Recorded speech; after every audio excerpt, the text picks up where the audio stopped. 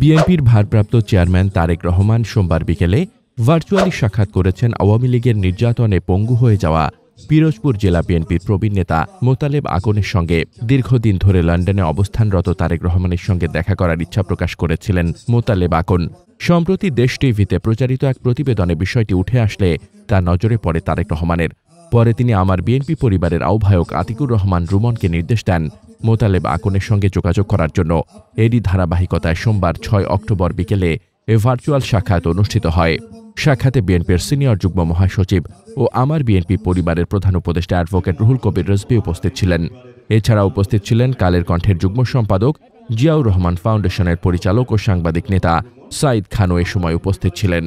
আমরা বিএনপি পরিবারের উপদেষ্টা, সদস্য সচিব সহ বিভিন্ন পর্যায়ের সদস্যরা ছাড়াও উপস্থিত ছিলেন বিএনপির কেন্দ্রীয় কমিটির সদস্য অধ্যক্ষ আলমগীর হোসেন, পিরোজপুর জেলা বিএনপির নবগঠিত কমিটির আহ্বায়ক নজরুল ইসলাম খান, যুগ্ম আহ্বায়ক এলিজা জামান, সদস্য সচিব এস.এম. সাইদুল ইসলাম কিসমত সহ জেলা ও উপজেলা পর্যায়ের নেতৃবৃন্দ অংশ নেন।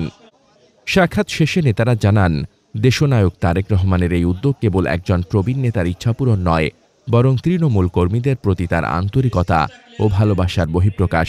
তারা এই ঘটনাকে দলের ঐক্য সুসংহত করার একটি গুরুত্বপূর্ণ ও ঐতিহাসিক মুহূর্ত হিসেবে উল্লেখ করেন। মোহাম্মদ শামীম রেজা, দৈনিক খোলা চোখ।